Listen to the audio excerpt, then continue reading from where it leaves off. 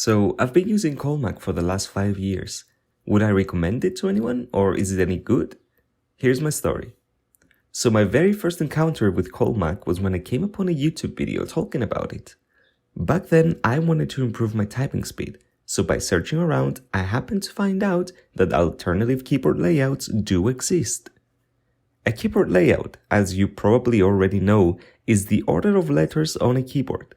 Popular ones include Qwerty or Qwerty, and different keyboard languages too. But the ones that are in common knowledge include Dvorak, Colemak, Workman, and the list goes on. Taken from their website, Colemak is supposed to be a modern alternative to Qwerty and Dvorak. Their aim when creating this keyboard layout is to be efficient and ergonomic. Having the most used English letters in the middle, or home row, and optimizing so as to be as close to Qwerty with the ZXCV, comma, dot, and slash at the same positions we're already used to, is supposed to be more friendly for the modern era tasks. So I decided to take those statements to the test. At first, it was a nightmare. When I was using Qwerty, my touch typing consisted of 2 fingers on each hand going around the keyboard to hit the necessary keys. That had to change, which took some effort. I switched layouts without any tutorials, just a layout on screen, which looking back, I really don't recommend. It took me ages to write even the most basic sentences. Personally, after forcing myself not to use Qwerty for the next month, I was at a pretty good state. Still, even after a month of constant learning, I didn't reach my Qwerty's typing speed, and it did take some more time before that happened. My previous typing speed was around 60 to 70 words per minute, but with around 80% accuracy, which isn't that good. After giving it my all with Qwerty, my fingers would feel really tired and I'd have to stop for some time.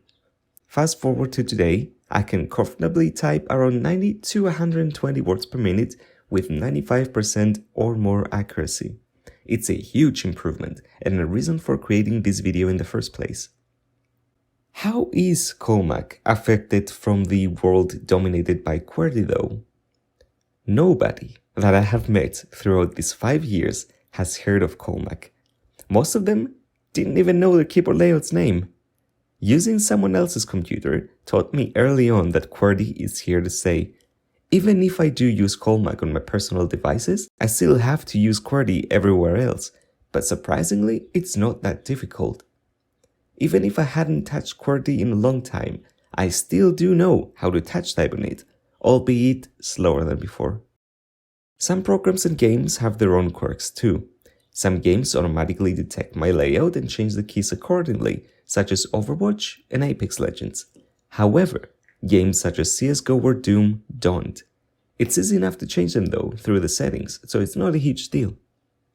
The bigger deal is that most programs are hardwired for Qwerty.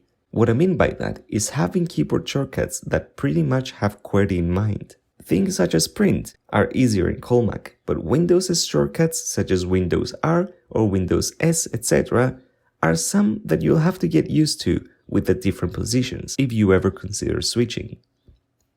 One thing that I don't miss about Qwerty is the caps lock button. Colemak settings make caps lock backspace, and every time I use a different system, I keep on pressing it, thinking it'll be backspace. So all in all, after using Colemak for the last 5 years, I don't think I'd go back to Qwerty for my personal devices. Colemak is a pretty great layout with its own faults, but more importantly with its own strengths that greatly outweigh what Qwerty has to offer.